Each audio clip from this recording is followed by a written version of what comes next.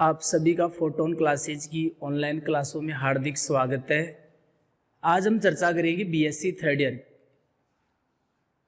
जिसकी बुक लेके चल रहे हैं अपने एब्स्ट्रैक्ट अलजेब्रा। और ये पेपर कौन सा आपके फर्स्ट है, इसकी यूनिट नंबर कौन से लेके चल रहे हैं अपन, फर्स्ट लेके चल रहे हैं। तो हमने 2.A चैप्टर के कुछ एग्जाम्पल और क्वेश्चन सॉल्व कर लिए थे। आज हम क्वेश्चन नंबर 10 लेके चल रहे हैं। देखो मैंने क्वेश्चन नंबर 5 तक आपको सॉल्व करवा दिया था, आप देखना पिछले वाली क्लासों को। 6, 7, 8, 9 में यदि आपको कोई दिक्कत आती है तो आप कमेंट्स करके बता देना। जो 10 है इसका जो फर्स्ट है, मैं अभी इसको समझाने के बाद उसको रिवाइज कर दूंगा नॉर्मल तरीके से। यदि यह आपको समझ में आ गया तो जो क्वेश्चन नंबर 10 है उसका फर्स्ट भी आपको समझ में आ जाएगा। तो समझिए ध्यान से इस क्वेश्चन के बारे में। क्वेश्चन मैंने पहले लिख दिया है। क्वेश्चन क्या, आपके पास एक सेट है, आपके पास g = 2 की पावर n, n कहां से लेके चल रहे हो, z से, तथा संक्रिया क्या आपके पास गुणन संक्रिया है। अब हमें जी डॉट को क्या सिद्ध करना है, ग्रुप सिद्ध करना है। तो सभी प्यारे विद्यार्थी जानते हैं ग्रुप के लिए 4 नियम होते हैं। नियमों को आराम से समझ लो आप। पहला नियम क्या होता है, बाइनरी ऑपरेशन, द्विचर संक्रिया नियम होता है आपके पास। द्विचर संक्रिया नियम आपने ध्यान से पढ़ा होगा। जी स्टार के लिए मैंने क्या लिखाया था कि कोई भी दो एलिमेंट्स जी से ले तो उनका स्टार भी किस में होना चाहिए, जी में। यही लिखाया था मैंने, रटा मत करो। स्टार की जगह क्या है, गुणन है, डॉट है। तो कोई भी दो एलिमेंट्स लें उनका डॉट भी किस में होना चाहिए, जी में। मैंने एक बात और समझाई थी वहां कि ए और बी क्या होते हैं, जी के कोई दो स्वैच्छिक अवयव होते हैं आपके पास। अब देखो यहां जो जी सेट है, जी में अवयवों की संख्या परिमित है कि अपरिमित है। आप देखोगे यदि n का मान z से चेंज करते जाएंगे, क्योंकि n का मान z से कुछ भी लोगे यहां रखोगे तो वो एलिमेंट्स किस में आएगा, जी में आएगा। अब z में कितने एलिमेंट्स होते हैं, इनफाइनाइट एलिमेंट्स होते हैं z में। तो z इक्वल क्या होता है सभी को पता है, -3, -2, -1, 0, 1, 2, 3। तो z में इनफाइनाइट एलिमेंट्स होते हैं तो जी में भी कितने अवयव होंगे, अनंत अवयव होंगे जी में भी। तो मैंने आपको समझाया था यदि कोई भी सेट हो और उसमें अवयवों की संख्या क्या हो, अनंत हो, तो उस ग्रुप के इक्वेशन को कैसे सॉल्व करते हैं, थ्योरी के द्वारा। थ्योरी कैसे काम में लेते हैं, आपको क्या लेना पड़ेगा यहां। अब एक एक अवयव के लिए तो क्योंकि यहाँ जो बाइनरी ऑपरेशन नियम है वो क्या बन रहा है, ये वाला बन रहा है कि कोई भी दो एलिमेंट्स जी से ले तो उनका गुणा भी जी में होना चाहिए। तो क्या सभी अनंत अवयवों के लिए तो आप दिखा नहीं सकते कि दो एलिमेंट्स लेते जाओ उनको जी में दिखा दो, फिर दूसरे दो एलिमेंट्स ले लो उनको जी में दिखा दो। आप ऐसे तो नहीं कर सकते आप। तो फिर आपको क्या करना पड़ेगा, आपको दो स्वैच्छिक अवयव कहां से लेने पड़ेंगे, जी से, और उनका गुणा भी किस में दिखाना पड़ेगा आपको, जी में। यदि दो स्वैच्छिक अवयव का गुणा जी में आ गया तो हम कह देंगे कि कोई भी दो एलिमेंट्स जी से ले रहे हैं तो उनका गुणा भी किस में आ रहा है, जी में आ रहा है।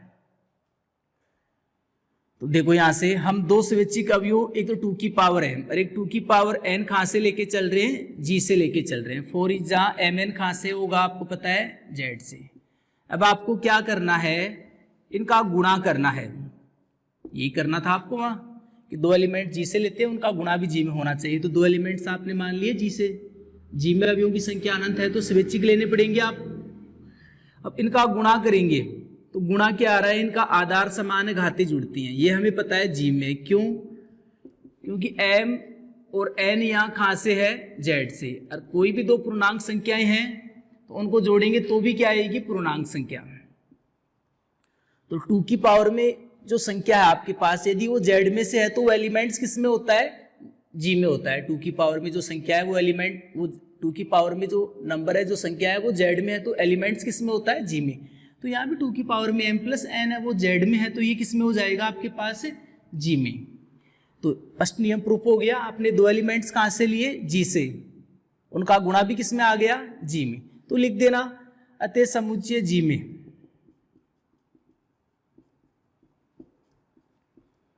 गुणन संक्रिया, जिसको अपन किससे लिख रहे हैं, डॉट से।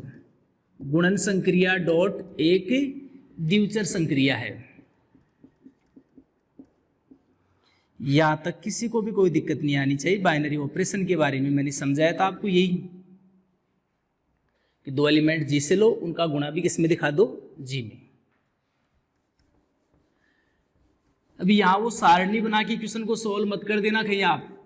सारणी तो कैसे बनाओगे आप, जी में अवयवों की संख्या अनंत है तो यहाँ डॉट लिखोगे, अनंत लिखोगे तो एंड नहीं होगा कभी। यहाँ एलिमेंट्स जी के लिखते हैं तो यहाँ तो जी में कितने अवयव हैं, अनंत, तो यहाँ सारणी तो बनेगी नहीं। ये क्वेश्चन किसके द्वारा सोल्व होगा, थ्योरी के द्वारा।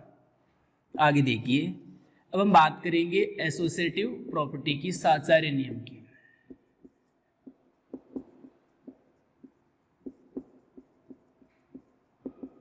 एसोसिएटिव प्रॉपर्टी क्या होती है उसके बारे में समझो आप। फिर साचार्य नियम, साचार्य नियम में क्या करते हैं, कितने एलिमेंट्स लेते हैं, द्विचर संक्रिया में 2 एलिमेंट्स लेते हैं, साचार्य में कितने लेते हैं, 3। तो आपने 3 एलिमेंट्स कहाँ से ले लिए, 2 की पावर m ले लीजिए, एक 2 की पावर n ले लिया, एक आपने 2 की पावर q ले लिया। जैसे ये कहाँ से ले लिया आपने, g में से। तो आपको पता है कि g में है तो m n q किस में होंगे, z में। g की डेफिनेशन से ये होगा आपके पास, ये g में है तो n z में होता है वहां से। अब आपको क्या करना है, साचार्य नियम क्या कहता है कि एक बार तो फर्स्ट और सेकंड एलिमेंट्स को आप ब्रैकेट के अंदर लो और थर्ड को खा लो ब्रैकेट के बाहर। यहाँ स्टार की जगह क्या आएगा, डॉट। ABC की जगह आपने क्या ले लिया, 2 की पावर m, 2 की पावर n और 2 की पावर q। साचार्य नियम कहता है कि एक बार इन दो को ब्रैकेट में लो और इसके इस मान के बराबर क्या आना चाहिए, एक बार ये दोनों ब्रैकेट में आनी चाहिए। यदि ऐसा हो रहा है तो कौन से नियम का पालन होता है, साचार्य नियम का। तो सॉल्व करेंगे, सभी को पता है आधार समान है, घातें जुड़ेंगी। इसको सॉल्व कैसे करोगे आप, वो देखिए, यहां भी आधार समान है तो घातें जुड़ेंगी। घातें एक तो m प्लस n है, m प्लस n है तो ये एक प्लस q है, यही आपके पास। अब आप सभी जानते हो कि जैसे यहाँ m n q है वो कहां से आपके पास z से है। अब m n q z से है तो कोई भी 3 आप पूर्णांक संख्या ले लो आप, चाहे m और n को ब्रैकेट में रखो और चाहे n और q को, हमेशा वैल्यू क्या आती है, इक्वल आती है। m n q कहाँ से हैं, z से हैं, पूर्णांक संख्याएं हैं। तो कोई भी 3 पूर्णांक संख्याएं हैं, चाहे आप इन 2 को ब्रैकेट में रख के सॉल्व करो और चाहे n q को ब्रैकेट में रख के सॉल्व करो, दोनों की वैल्यू क्या आती है, सेम। तो कहने का अर्थ आप इसको ये भी लिख सकते हो, क्योंकि आपको पता रटना नहीं, चीज़ों को समझना। आपका टारगेट है कि n और q को ब्रैकेट में दिखाना है, अब की बार 2 की पावर n 2 की पावर q को, तो n और q वाले पदों को साथ भी लेना पड़ेगा। तो इसलिए मैंने ये लाइन लिखी है। तो यहाँ से क्या लिख दोगे, n प्लस q। इसको सॉल्व करेंगे तो क्या आएगा, 2 की पावर m डॉट 2 की पावर n प्लस q, ये आएगा आपके पास। ऐड करेंगे ऊपर वाला पद आ जाएगा और इसको क्या लिख सकते हो आप, 2 की पावर n डॉट 2 की पावर q। तो एक बार ये 2 ब्रैकेट में लेके चल रहे थे, इसके बराबर देखो ये 2 ब्रैकेट में आ गए। तो ये क्या थे आपके पास, ये 2 की पावर m 2 की पावर n 2 की पावर q क्या था आपके पास, जी के कोई 3 स्वैच्छिक अवयव थे। कहने का जी के कोई भी 3 एलिमेंट्स लेंगे तो ब्रैकेट से कोई प्रभाव नहीं पड़ता, चाहे आप a और b को ब्रैकेट में लो चाहे b और c को, हमेशा वैल्यू क्या आती है, सेम। यदि वैल्यू सेम आती है तो कौन सा नियम लागू हो गया आपके पास, साचार्य नियम। लिख देना, अतः समुच्चय जी के अवयव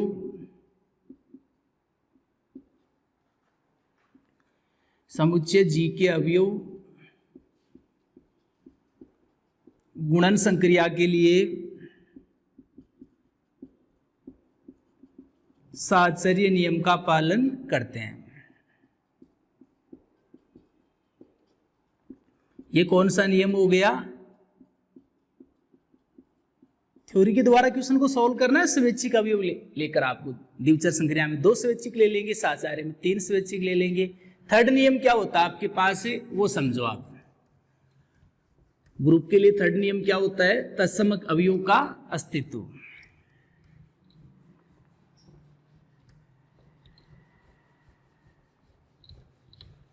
तो वही है बेसिक, सबको पता है। आइडेंटिटी एलिमेंट्स क्या होता है, योग के लिए तो क्या होता है, 0 होता है, और गुणा के लिए क्या होता है, 1 होता है। यहां वैसे बाइनरी ऑपरेशन क्या है, गुणा ही है, वैसे गुणा के लिए क्या होता है, 1 होता है। लिखा देता हूं मैं, लैंग्वेज कैसे लिख के आनी है आपको एग्जाम में। थर्ड नियम क्या होता है, तत्समक अवयव का अस्तित्व।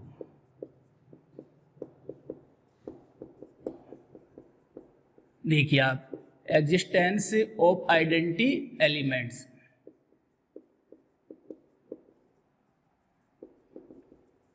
तो तत्समक अवयव का अस्तित्व, बेसिक सी बात है, छोटी सी बात है, समझो आप। पता सबको है कि गुणा के लिए तत्समक, क्योंकि यहाँ बाइनरी ऑपरेशन क्या है, गुणा है, और गुणा के लिए तत्समक क्या होता है, एक होता है।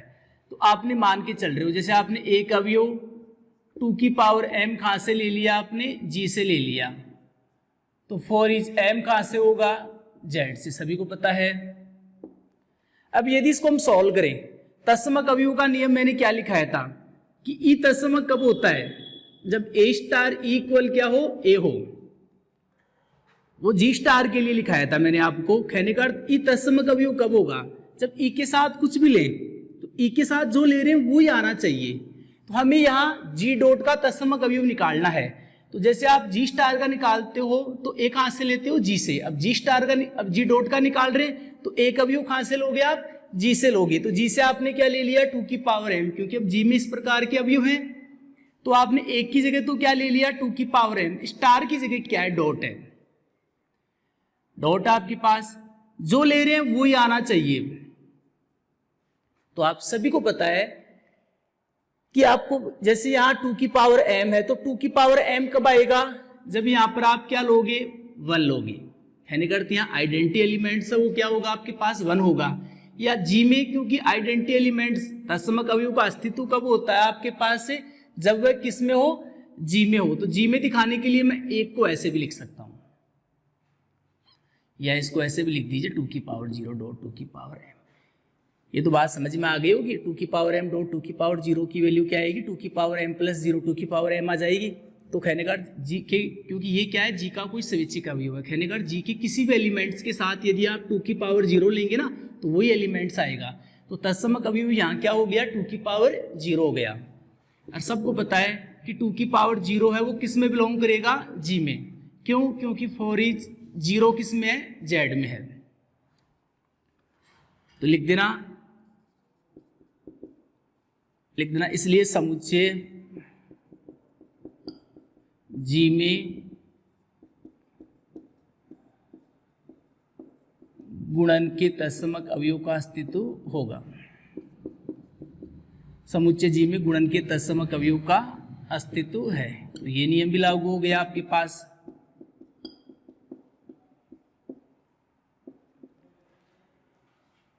तो ये तत्समक सभी जानते हैं, एक होता है, लेकिन जी में दिखाने के लिए मैंने एक को क्या लिखा है, 2 की पावर 0। आगे नियम नंबर 4 की बात करें, प्रत्येक अवयव का प्रतिलोम।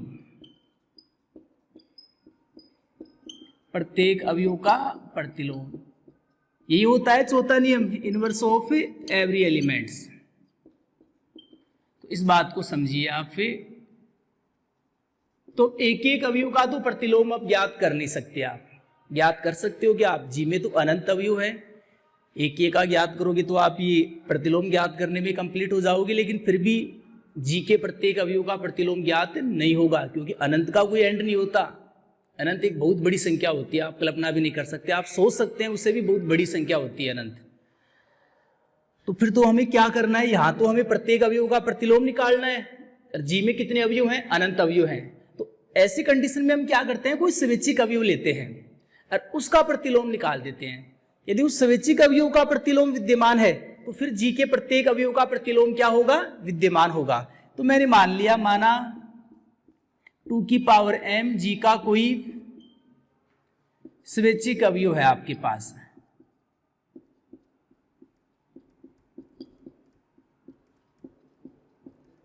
अब समझिए आप इसके बारे में, जी का कोई स्वैच्छिक अवयव है तो हमें क्या करना है, इसका प्रतिलोम दिखाना है। 2 की पावर m का प्रतिलोम विद्यमान दिखाना है। यदि इसका प्रतिलोम विद्यमान है तो जी के प्रत्येक अवयव का प्रतिलोम क्या होगा, फिर विद्यमान होगा। और चारों नियम फिर लागू हो गए। जी डॉट क्या हो जाएगा आपके पास, ग्रुप हो जाएगा। तो सॉल्व कैसे करोगे, उन बातों को समझिए आप। हम लेके चल रहे हैं, अब आपको पता है कि 2 की पावर m, मैंने क्या समझाया था, ए का प्रतिलोम बी कब होता है, जब ए के साथ बी लेने पर क्या आई, ई आई। ई क्या होता है, तत्समक। वो किसके लिए समझाया था मैंने, जी स्टार के लिए। अब स्टार की जगह डॉट है तो यहाँ भी एक की जगह तो मैंने 2 की पावर m लिया, क्योंकि जी में इसी प्रकार के एलिमेंट्स हैं। स्टार की जगह मैंने क्या लिया, डॉट।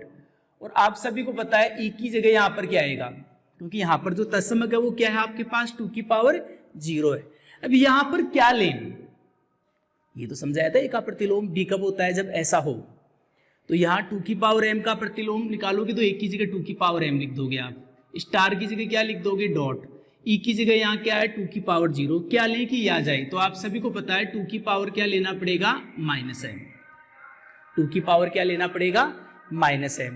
अब क्या 2 की पावर -m है, देखो आप इसको ऐसे भी लिख दिया करो, कोई फर्क नहीं पड़ता है, 2 की पावर -m डॉट 2 की पावर m, ये तो समझ गए, आधार समानक घाते जुड़ेंगी, आ जाएगा। है का अर्थ जो 2 की पावर m है, जो स्वैच्छिक अवयव है, उसका प्रतिलोम क्या होगा, 2 की पावर -m होगा। अब हमें क्या और करना है, 2 की पावर -m को किस में दिखाना है, g में। क्या g में होगा, होगा, क्योंकि हमें पता है कि 2 की पावर m आपने g से माना है, तो m किस में होगा, z में, और m z में है, तो -m किस में होगा आपके पास, m z में है, तो -m भी किस में होगा, z में। तो लिख देना आते हैं g के प्रत्येक, क्योंकि ये स्वैच्छिक अवयव है। देखो 2 की पावर m क्या है, स्वैच्छिक अवयव है, इसका प्रतिलोम क्या है, प्रतिलोम कैसे निकालते हैं किसी भी अवयव का, कि उसके साथ क्या लें कि तत्समक आ जाए। तो 2 की पावर m के साथ क्या लेने से तत्समक आ रहा है, 2 की पावर -m लेने से। तो कहने का 2 की पावर m का प्रतिलोम क्या हुआ, 2 की पावर -m। 2 की पावर -m या g में भी है, तो कहने का 2 की पावर m का प्रतिलोम विद्यमान है। 2 की पावर m क्या था आपके पास, कोई g का स्वैच्छिक अवयव था, तो g के स्वैच्छिक अवयव का प्रतिलोम विद्यमान है, तो हम कह सकते हैं g के प्रत्येक अवयव का गुणन संक्रिया के लिए, गुणन संक्रिया के लिए प्रतिलोम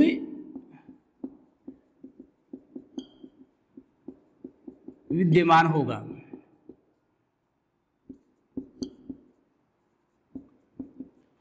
इसलिए जी डॉट क्या आपके पास एक ग्रुप है, क्योंकि चारों नियम लागू हो गए, चारों नियम लागू हो गए, तो जी डॉट क्या होगा आपके पास एक ग्रुप होगा आपके पास, कोई दिक्कत नहीं आनी चाहिए यहां तक आपको। अब हम चर्चा करेंगे नेक्स्ट क्वेश्चन की। देखिए अभी मैंने क्या बोला था कि जो आपके पास क्वेश्चन नंबर जो 10 था, ये इसका कौन सा था, सेकंड। यदि मान लीजिए 10 है, उसका प्रश्न आपको सोल्व करना हो, तो वो सोल्व कैसे करोगे आप, उसके बारे में समझिए आप। क्वेश्चन नंबर 10 का प्रश्न आप देखिए क्या है, वहां भी दिमाग लगाइए कि जी में अवयवों की संख्या परिमित है कि अपरिमित। यदि जी में अवयवों की संख्या वहां भी क्या आपके पास है, अपरिमित है, तो वो क्वेश्चन इसी प्रकार सोल्व होगा थ्योरी के द्वारा स्वैच्छिक अवयव लेकर। तो थोड़ा सा मैं आपको उसके बारे में भी बता देता हूं, फिर आप खुद उसकी लैंग्वेज लिखना, जैसे मैंने ये लैंग्वेज लिखाई है उसी तरीके से आप देखिए। आप एक बार क्या दे रखा आपके पास, क्वेश्चन नंबर जो 10 का फर्स्ट है, वहां देखो जी इक्वल तो क्या दे रखा है, सेट तो क्या दे रखा है, a + b√2। ए बी कहां से लेके चल रहा है, ये जेड से, और यहां जो संक्रिया है वो क्या आपके पास प्लस है। कहने का जो 10 का फर्स्ट है, इसमें आपको क्या करना है, g+ को ग्रुप सिद्ध करना है, कोई दिक्कत नहीं है। वही बात है कि आप दो एलिमेंट्स कहां से लेके चलना, a + b√2 ले लेना और c+ का d√2, और उनका जोड़ किस में दिखाना, आप इन दोनों को जोड़ना और उनका जोड़ किस में दिखाना, क्योंकि अब की बार बाइनरी ऑपरेशन नियम कैसे बनेगा, दो एलिमेंट्स g से लेंगे, g से लोगे तो इस प्रकार के आएंगे, और उनका जोड़ किस में दिखा देना, g में। तो फिर योग संक्रिया है वो क्या हो जाएगी, द्विचर संक्रिया। 7 4 में कितने एलिमेंट्स लेना, 3 लेना, एक बार फर्स्ट और सेकंड को ब्रैकेट में, थर्ड को बाहर, फिर उनको सॉल्व करके फर्स्ट को ब्रैकेट के बाहर और सेकंड और थर्ड को क्या दिखाना, ब्रैकेट के अंदर। 4 नियम की बात करें, प्लस है, प्लस के लिए तत्समक अवयव क्या होता है, 0 होता है, लेकिन आपको पता है जी में दिखाने के लिए 0 को आप ऐसे लिख देना, क्योंकि ये जेड में है ही। फिर बात समझ में आ गई होगी। वैसे योग है, जैसे अभी आप देखो हमने क्या किया, अभी गुणा था इससे पिछले वाले क्वेश्चन में 10 के सेकंड में, तो गुणा का तत्समक क्या होता है, 1 होता है, लेकिन मैंने 1 को जी में दिखाने के लिए मैंने 1 को क्या लिख दिया था, 2 की पावर 0। तो वही है कि योग का तत्समक क्या होता है, 0 होता है, लेकिन जी में दिखाने के लिए, क्योंकि तत्समक अवयव का अस्तित्व कब होता है, जब जी में हो, तो जी में दिखाने के लिए आप उस 0 को ऐसे लिख देना, 0+ का 0√2 लिख देना आप, कोई दिक्कत नहीं है। आगे देखिए 4 नियम में प्रत्येक अवयव का प्रतिलोम, आप यदि शुरुआत से पढ़ाई कर रहे हो आप साथ के साथ, यदि आप पढ़ाई साथ के साथ भी नहीं कर रहे हो, आज पहली बार आप क्लास देख रहे हो, तो आप एक काम करना, जो पिछले वाली क्लासें हैं उन क्लासों को कंप्लीट देखो आप कैसे भी 1 या 2 दिन के अंदर। अब आपके पास टाइम बहुत कम है, आप ये मत सोचो कि इतनी 3 क्लास है 2 घंटे का काम है बेटे। यदि एक क्लास को आप ढंग से पढ़ोगे, उसको तैयार वगैरह करोगे, आप जैसे मैंने ये पढ़ा दिया, फिर मैं बोल रहा हूँ कि बेटे क्वेश्चन आप सॉल्व करना, नहीं आए तो मेरे को पूछ लेना आप कमेंट्स करके, तो उसके लिए आपको कम से कम 5-6 घंटे चाहिए। फिजिक्स में भी कोई टॉपिक है सर पढ़ा रहे हैं, उसके बारे में थोड़ा और एक्स्ट्रा पढ़ना है तो 2 घंटे लग जाएंगे। तो ऐसे आपको स्टडी करने के लिए 8-9 घंटे चाहिए डेली के, आप तब जाके आप जो हम मैटर करवा रहे हैं वो मैटर कंप्लीट करोगे आप। तो बात को समझिए। चौथा नियम क्या है? प्रत्येक अवयव का प्रतिलोम। तो मैंने समझाया था कि आपने पिछली क्लास देखी हो तो वहां जैसे मैंने 8 लिखाया था, 8 का योग संक्रिया के लिए प्रतिलोम क्या होता है, तो याद होगा 8 में क्या जोड़ेंगे, 0 आ जाए। योग संक्रिया के लिए प्रतिलोम याद देखना पीछे वाली क्लासें। प्लस 8 का -8 का प्रतिलोम क्या होता है योग संक्रिया के लिए, +8। तो ऐसे ही a+b√2 का प्रतिलोम क्या होगा, ये होगा। और सबको पता है यदि a+b√2 जी में है तो ये भी क्या होगा, जी में होगा। क्यों? क्योंकि जी में होने के लिए जो ये वाला पद है वो जेड में होना चाहिए। यदि a+b√2 जी में है तो ये जेड में है ही, और ए जेड में है तो माइनस का ए भी किस में होगा, जेड में, क्योंकि जेड में माइनस वाली संख्याएं भी होती हैं। बी जेड में है तो माइनस बी भी किस में होगा, जेड में। तो इसमें भी चारों नियम लागू होंगे। कहने का अर्थ जी प्लस है वो क्या होगा आपके पास, ग्रुप होगा। सेम टू सेम 10 का फर्स्ट है वो 10 के सेकंड की 2 कॉपी है। ओके, आप कोशिश करना नोट्स बनाना, और मेरे को आप यदि आपके पास टाइम हो तो मेरे को एक बार दिखा भी देना कि सर हमने ये नोट्स बनाए हैं, क्या ये नोट्स सही बनाए हैं या गलत बनाए हैं हमने। आगे देखिए अब आप,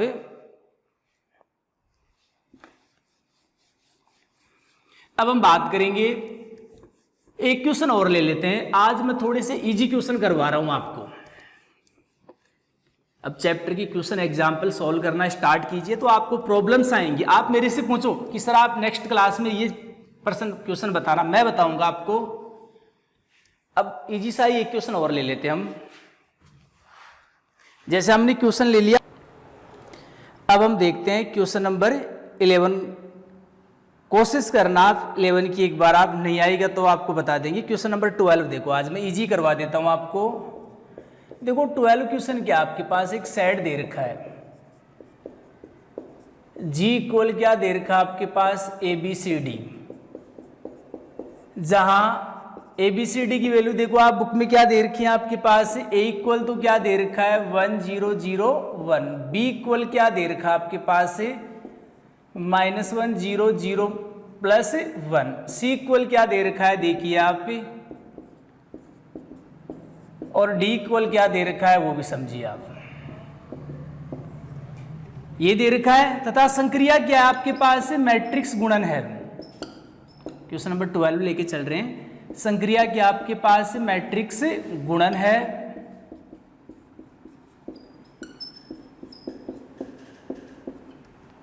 अब हमें G डॉट को आबेली ग्रुप सिद्ध करना है। अब हमें G डॉट को क्या सिद्ध करना है, आबेली सिद्ध करना है। किसी भी विद्यार्थी को कोई दिक्कत नहीं आनी चाहिए। क्यों नहीं आनी चाहिए दिक्कत, वो समझो आप। क्योंकि यदि मैंने आपको समझाया था कि यदि G में अवयवों की संख्या क्या हो, परिमित हो, तो क्वेश्चन सॉल्व कैसे करते हैं, सारणी बनाकर सॉल्व करते हैं। सारणी सभी को बनाना आना चाहिए। देखो सारणी कैसे बनाते हैं कि यहाँ G के अवयव लिखते हैं A B C D, यहाँ भी G के अवयव लिखते हैं A B C और D, और यहाँ क्या लिखते हो आप, जो बाइनरी ऑपरेशन है वो आपके पास यहाँ पर क्या है, गुणा है, तो वो लिख दोगे यहाँ पर आप। आगे देखिए, अब क्या करना आपको, ये सारणी बनानी है। तो यहाँ मैट्रिक्स से है तो आप गुणा करके भी बना देना, कोई दिक्कत नहीं। जैसे आपको पता है, थोड़ा सा मैं बेसिक बता देता हूँ डायरेक्टली, कि जैसे यहाँ एक कौन सी मैट्रिक्स है, इकाई मैट्रिक्स है। इकाई मैट्रिक्स को आप किसी भी मैट्रिक्स से गुणा कराओगे तो वही मैट्रिक्स आएगी। जैसे आप ए को ए से गुणा कराओगे ए आएगा, ए को बी से गुणा कराओगे बी, ए को सी से गुणा करवाएंगे सी, और ए को डी से गुणा करवाओगे डी आएगा। इसी प्रकार इधर भी गुणा होगा, ए को बी से गुणा करवाएंगे बी, ए को सी से गुणा कराओगे सी, इकाई मैट्रिक्स को आप किसी भी मैट्रिक्स के, क्योंकि ए यहाँ इकाई मैट्रिक्स है, इकाई मैट्रिक्स क्या होती है, ऐसी मैट्रिक्स है जिसके मुख्य विकर्ण के सभी अवयव क्या हो, एक हो। तो एक इकाई मैट्रिक्स है, तो ये बात समझ में आ गई। आप जानते हो कि इकाई मैट्रिक्स को किसी भी मैट्रिक्स से गुणा करते हैं तो वही मैट्रिक्स आती है। आगे देखिए, अब यहाँ पर क्या आएगा, तो यहाँ जो एलिमेंट्स आएगा वो कैसे आएगा, बी को किससे गुणा करना पड़ेगा आपको, बी से। तो आप मल्टीप्लाई कीजिए, बी को किससे गुणा कीजिए, बी से। तो -1 0 0 1, यहाँ पर क्या आएगा आपके पास -1 0 1। अब इनको आप गुणा कराओगे, तो गुणा कैसे करवाते हैं कि पहली पंक्ति को किससे गुणा कराओगे आप, पहले स्तंभ से। तो -1 किससे गुणा होगा, -1 से +1, फिर 0 0 से, तो 1 आ जाएगा। फिर पहली पंक्ति को दूसरे स्तंभ से, -1 को 0 से, फिर 0 को 1 से, फिर दूसरी पंक्ति को पहले स्तंभ से 0, फिर दूसरी पंक्ति को दूसरे स्तंभ से 1 आ जाएगा। ये क्या आपके पास गुणा सभी को आना चाहिए। गुणा जानते हो ना आप, पहले पहली पंक्ति किससे गुणा होती है, पहले स्तंभ से। -1 से 0 0 से, तो -1 से +1 0 0 से 0 1 + 0 1, फिर पहली पंक्ति दूसरे स्तंभ से, तो -1 को 0 से 0 0 को 1 से 0 0 आ जाएगा। फिर दूसरी पंक्ति किससे गुणा होगी, पहले स्तंभ से गुणा होगी। 0 को -1 से 0 1 को 0 से गुणा करवाएंगे 0 जोड़ेंगे 0, फिर 0 को 0 से 0 1 को 1 से गुणा कराओगे 1। कोई दिक्कत नहीं आनी चाहिए गुणा में। मैं थोड़ा तेज बता देता हूं, b को b से गुणा करोगे तो क्या आएगा आपके पास, a आएगा। गुणा आप आराम से सॉल्व कर लोगे। देखो b को c से गुणा कर रहे हैं, तो b क्या है, -1 0 1 है, c क्या आपके पास 1 0 0 -1 है। इनटू कराओगे पहली पंक्ति पहले स्तंभ से, तो -1 1 से -1 आएगा आपके पास, 0 हो जाएगा। फिर पहली पंक्ति दूसरे स्तंभ से, तो -1 0 0 आएगा, फिर 0 आएगा, और यहाँ पर क्या आएगा, 0 को 0 से, 1 को -1 से, तो -1, यहाँ पर क्या आ जाएगा, d आ जाएगा। तो लिख दीजिए आप, b को c से गुणा कराओगे तो क्या आएगा, d। फिर b को देखो, b भी आ चुका है इस रो में, a भी आ चुका, d भी आ चुका, तो c नहीं आया तो वो आएगा। गुणा करके देखना, b को d से गुणा करना, c आएगा। देखो एक बात देखो, यहां से हमें g डॉट को क्या सिद्ध करना है, आबेली सिद्ध करना है। g डॉट को क्या सिद्ध करना है, आबेली। तो सिद्ध करना है तो डेफिनेट हमें पता है ये क्या है, यहाँ कर्वनी में नियम है वो लागू होगा। कन्फर्म में सिद्धि करना है तो वो चीज हमें सत्य प्रूव करनी है, आबेली सिद्ध करना है। आबेली क्या होता है, कर्वनी में। कहने करते हैं हमें कर्वनी में नियम सिद्ध करना है, तो कर्वनी में नियम सिद्ध कैसे करोगे आप बताइए। कर्वनी में नियम क्या होता है, चाहे a को b से गुणा कराओ और चाहे b को a से गुणा कराओ, दोनों की वैल्यू इक्वल आनी चाहिए। यहाँ कर्वनी में नियम लागू होगा क्योंकि आबेली सिद्ध करना है। तो देखो यहाँ b को c से गुणा, कहने का b को c से गुणा करने पर क्या आ रहा था, d। तो कर्वनी में नियम है तो c को b से गुणा करने पर भी क्या आएगा, d। c को c से गुणा कर लीजिए आप, क्या आएगा, c क्या है, -1 0 0 सॉरी -1 यहाँ है c में, और 1 0 0 -1 इंटू कराओगे ना, तो 1 यहाँ पर आएगा आपके पास, और 0 0 1 आ जाएगा। आप इंटू करवाना, a आ जाएगा। और यहाँ आपको पता है c को d से गुणा कराओगे तो क्या आएगा, c को d से गुणा कैसे कराओगे आप, वो समझिए आप। c को d से गुणा करवा देना आप, c को d से गुणा कराओगे, c क्या आपके पास है, या नहीं हो रहा है कि c का d से गुणा, तो कोई बात नहीं, मल्टीप्लाई कर देते हैं। c क्या आपके पास सबको पता है कि 1 0 0 -1 है, c यही है आपके पास, और d क्या आपके पास -1 0 -1 है। इंटू कीजिए आप, पहली पंक्ति किससे गुणा होगी, पहले स्तंभ से -1, ये आएगा आपके पास 1 -1 0 0, फिर आएगा आपके पास ये 0 आएगा, ये भी 0 आएगा। फिर देखो आप दूसरी पंक्ति दूसरे स्तंभ से 0 आएगा, अरे +1 होगा। ये कितना आ रहा आपको पता है, ये b है। ये गुणा आप आराम से कर लेना, कोई दिक्कत नहीं है। मैट्रिक्स का गुणा सभी को आना चाहिए। वैसे आप लिख भी सकते थे कि c d a आ चुका, क्या बच गया, b बच गया, वो आ जाता है यहाँ। देखो अभी b को d से गुणा किया था तो c आ रहा था, तो d को फिर b से गुणा करेंगे तो भी c आएगा। यहाँ पर क्या आएगा, देखो d c का मान, तो c को d से गुणा करने पर b आ रहा है, तो d को c से गुणा करने पर भी क्या आएगा, b। क्योंकि कम्यूटेटिव, आप समझो यहाँ कर्वनी में नियम लागू हो रहा है, क्योंकि आबेली सिद्ध करना है तो यहाँ कर्वनी में नियम सत्य होगा। कर्वनी में नियम सत्य होगा तो आप समझ गए होंगे कि चाहे c को d से गुणा कराओ, चाहे d को c से गुणा कराओ, वैल्यू सेम आएगी। यहाँ b आ रहा है तो यहाँ भी b आएगा, और लास्ट में आप d भी आ चुका, c भी आ चुका, b भी, तो यहाँ क्या बचा, a, तो a आ जाएगा। यदि किसी को दिक्कत आ रही है मैट्रिक्स बनाने में तो आराम से आप जैसे सर ये बी कैसे आया, आप पूछोगे बी कैसे आया, तो आप एक काम कीजिए, यहाँ क्या है डी है और यहाँ सी है, डी को सी से गुणा करो, डी ये रहा सी ये रहा, गुणा करना, जो मान आएगा वो किसके बराबर आएगा, ये वाला आएगा, गुणा कर दोगे तो ये हमने क्या बना ली, सारणी बना ली। अब आपको ग्रुप सिद्ध करना है तो ग्रुप के लिए कितने नियम होते हैं, 4 नियम होते हैं। सबसे पहले फर्स्ट नियम को देखो, आप पे कोई दिक्कत नहीं आनी चाहिए यहाँ किसी भी विद्यार्थी को यहाँ तक सारणी बनाने में। और सभी को पता है कि यदि जी में अवयवों की संख्या क्या है, परिमित है, जी में अवयवों की संख्या क्या है, परिमित है, तो क्वेश्चन सॉल्व कैसे होगा, सारणी बनाकर। अब हम बात करेंगे फर्स्ट नियम की।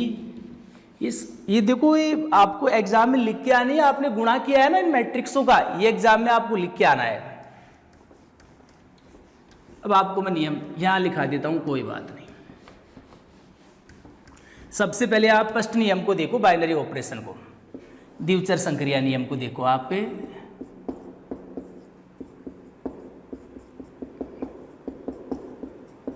देखो क्या होता है द्विचर संक्रिया नियम, इस बात को समझो आप। द्विचर संक्रिया नियम क्या होता है, जी स्टार के लिए मैंने क्या समझाया था, आप देखना कि कोई भी दो एलिमेंट्स जी से ले तो उनका स्टार भी किस में होना चाहिए, जी में होना चाहिए। अब ये स्टार की जगह क्या है, डॉट है, स्टार की जगह क्या है, डॉट है। कहने का अर्थ हम कोई भी दो एलिमेंट्स जी से ले उनका गुणा भी किस में होना चाहिए, जी में, यही तो होगा। अरे ये किसके एलिमेंट्स आप बताइए, आप A B C D G के ही तो हैं, और इनको गुणा करने पर ये सारणी बन रही है, ये प्रत्येक अवयव किस में आ रहे हैं बताओ, जी में है सभी। तो आपको मैंने पहले सिखाया भी था कि सारणी की सहायता से द्विचर संक्रिया नियम कैसे लिखते हैं, लिख दोगे आप वही लैंग्वेज। यहां सारणी का प्रत्येक अवयव,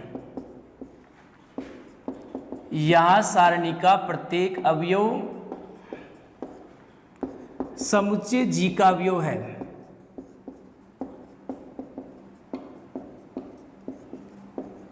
अतः समुच्चय जी में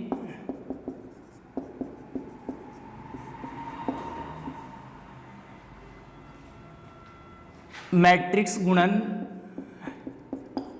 गुणा या कौन सा गुणा है, मैट्रिक्स गुणा, वैसे वो सिंपल वाला ही होता है, मैट्रिक्स गुणा है।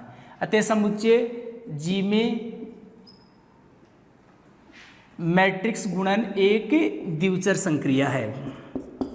ऐसे लिखते हो आप, जब योग होता है तो लिख देते हो कि योग एक द्विचर संक्रिया है। अब जब मैट्रिक्स गुणन है तो लिख दोगे आप, कब लिखते हो, जब सारणी बनाते हैं, सारणी का प्रत्येक अवयव उस सेट में आता है, जी दे रखा है तो जी में आ रहा है प्रत्येक अवयव।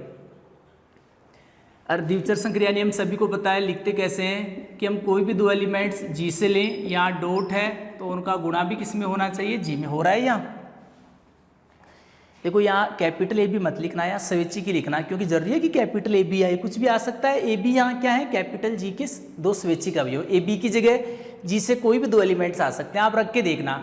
उनको यदि आप गुणा करोगे तो भी किस में आ रहा है, जी में आ रहा है। तो फर्स्ट नियम में कोई दिक्कत नहीं आनी चाहिए। सेकंड नियम देखो आप, साहचर्य नियम देखिए आप फिर। देखो मैं आपको एक बात समझाता हूँ कि जैसे हम मैट्रिक्स की बात करें तो मैट्रिक्स है वो हमेशा गुणा संक्रिया के लिए कौन से नियम का पालन करती है, साहचर्य नियम का पालन करती है।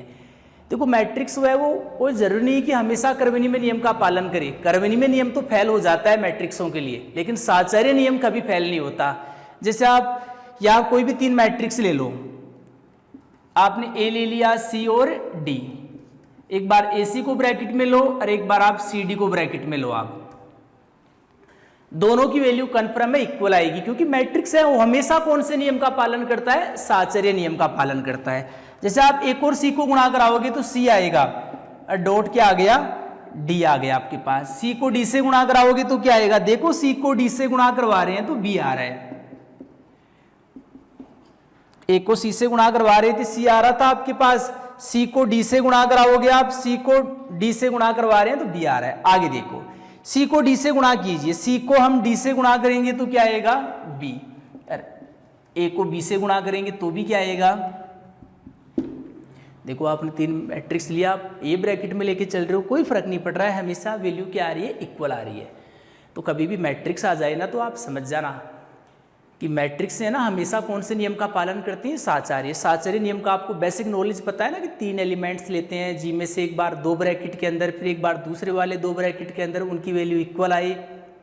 यदि ऐसा हो रहा है तो वो सेट है उस द्विचर संक्रिया के लिए कौन से नियम का पालन कर रहा है, साहचर्य नियम का। तो लिख देंगे, एग्जाम में कैसे लिख के आओगे वो देखो आप, वहां तो वही लिखना है चूंकि हम जानते हैं कि मैट्रिक्स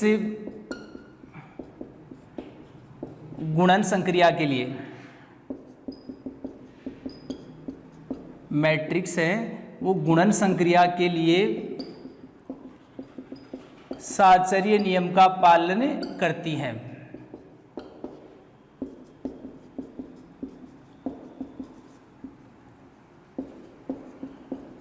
या समुच्चय जी के अवयव बी, यहां समुच्चय जी के अवयव बी क्या है, मैट्रिक्स हैं, इसलिए समुच्चय जीबी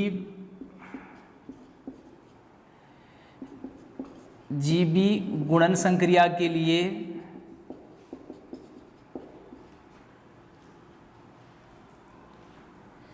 समुच्चय जीबी गुणन संक्रिया के लिए साहचर्य नियम का पालन करेगा। तो हो गया ये साहचर्य नियम।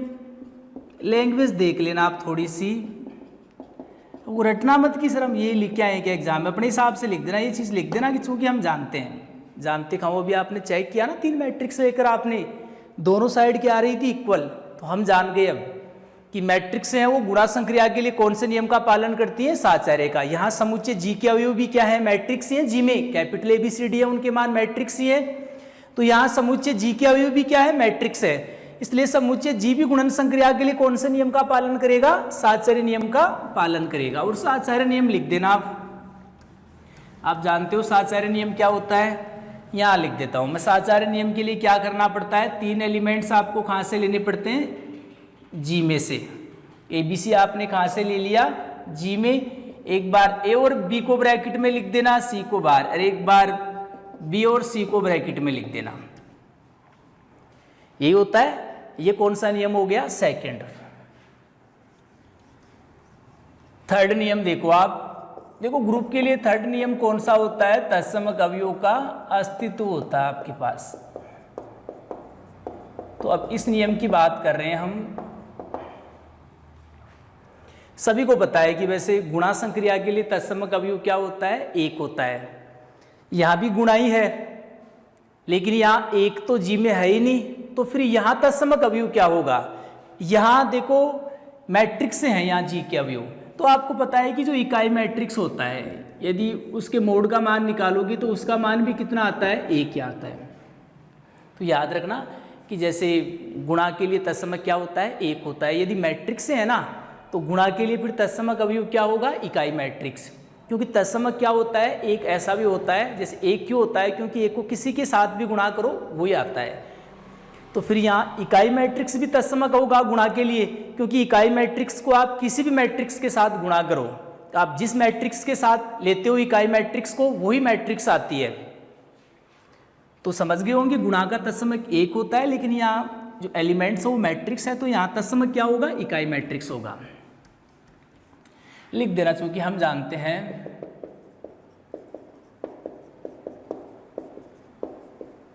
कि गुणन संक्रिया के लिए इकाई मैट्रिक्स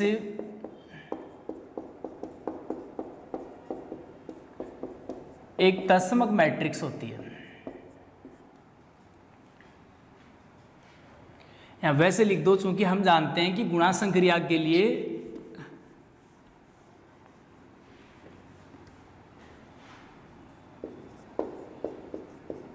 लिए मैट्रिक्सों का तत्समक अवयव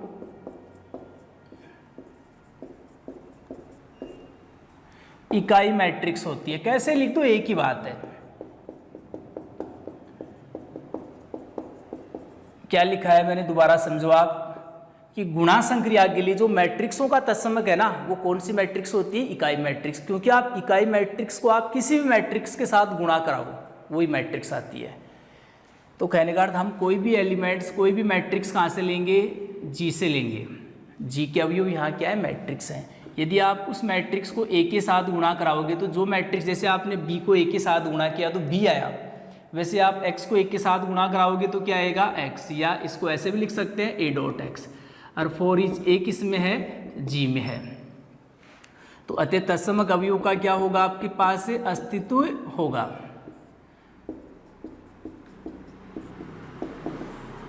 तो ये कौन सा नियम हो गया, थर्ड नियम। अब हम नियम नंबर 4 की बात कर रहे हैं। नियम नंबर 4 क्या है, प्रत्येक अवयव का प्रतिलोम। आपके क्या है, प्रत्येक अवयव का प्रतिलोम। उस बात को समझिए आप एक बार।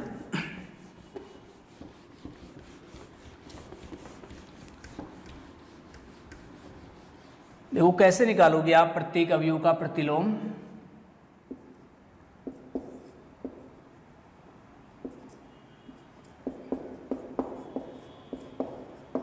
प्रत्येक अवयव का प्रतिलोम आपको पता है, पिछली क्लासों में मैंने सारणी की सहायता से प्रतिलोम निकालना सिखाया था आपको। जैसे यहाँ प्रत्येक अवयव का प्रतिलोम निकालना है तो यहाँ एलिमेंट से जी में कौन कौन से, ए है, बी है, सी है और क्या है, डी है। अब मेरे को बताओ ए का प्रतिलोम बी कब होता है, जब ए के साथ बी लेने पर क्या आ जाए, ई। यदि ए स्टार बी का मान ई है तो ए का प्रतिलोम क्या होता है, बी। यहाँ स्टार की जगह तो डॉट है। ई क्या होता है, वहाँ तत्समक अवयव होता है। तो यहाँ देखो प्रतिलोम निकालते हैं तो बराबर में क्या आना चाहिए, तत्समक अवयव। यहाँ तत्समक अवयव क्या है, इकाई मैट्रिक्स है, ए है यहाँ तत्समक अवयव। तो अब ए के साथ क्या लें कि ए आ जाए, तो ए के साथ ए लेने पर ए आ रहा है। बी के साथ क्या लें कि ए आ जाए, बी के साथ देखो बी लेने से ए आ रहा है। सी के साथ क्या लें कि ए आ जाए, तो सी के साथ सी लेने से क्या आ रहा है, ए आ रहा है। और डी के साथ क्या लें कि ए आ जाए, तो डी के साथ देखो डी लेने से क्या आ रहा है, ए आ रहा है। तो कहने का अर्थ यहाँ ए बी सी डी के प्रतिलोम क्या है, यहाँ ए बी सी तथा डी के प्रतिलोम क्या है, क्रम से कौन कौन से हैं, ए बी सी डी है, ए बी सी तथा डी है, जो जी में विद्यमान है। जो किस में विद्यमान है, जी में। तो यहाँ प्रतिलोम जैसे ए स्टार बी, ए का प्रतिलोम बी वो विद्यमान कब होता है, जब बी किस में हो, जी में हो। तो देखो यहाँ कौन सा नियम लागू हो गया, चौथा नियम भी, क्योंकि आपने ए बी सी डी के प्रतिलोम निकाले और वो क्या है, ए बी सी डी आ गए और वो किस में, जी में है। तो यहाँ प्रत्येक अवयव का प्रतिलोम भी क्या है, प्रत्येक अवयव का प्रतिलोम भी विद्यमान है। अब हम पांचवें नियम की बात करें, क्योंकि यहाँ आपको क्या पूछ रहा है, ये आबेली ग्रुप पूछ रहा है। तो आबेली ग्रुप के लिए पांचवा नियम क्या होता है, आपको पता है, करवेनी में चेक करना पड़ता है। यदि आबेली ग्रुप पूछे ना आपसे तो आपको पांचवा नियम क्या चेक करना पड़ता है, करवेनी में नियम, कम्यूटेटिव लॉ। मैंने भी क्या समझाया था कि जो मैट्रिक्स हैं वो हमेशा करवेनी में नियम का पालन नहीं करती है। मैट्रिक्स हमेशा कौन से नियम का पालन करती है, साहचर्य।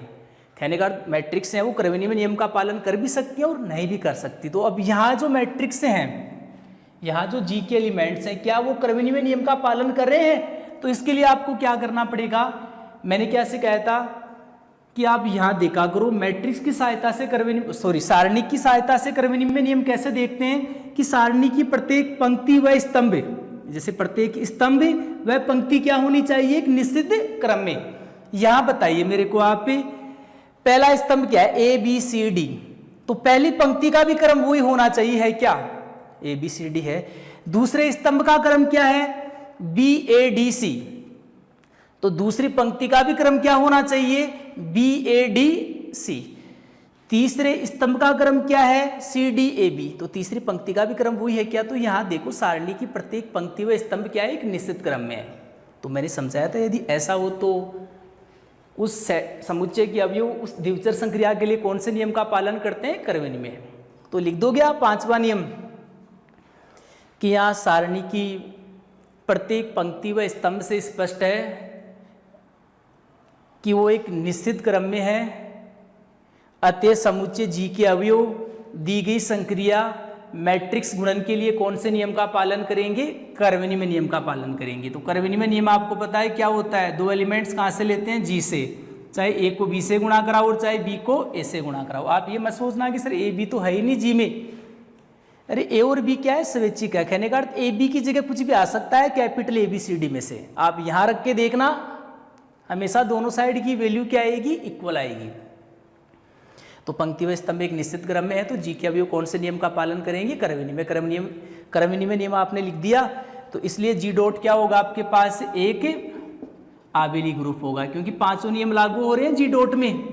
तो जी डॉट क्या होगा आपके पास, एक आबेली ग्रुप होगा।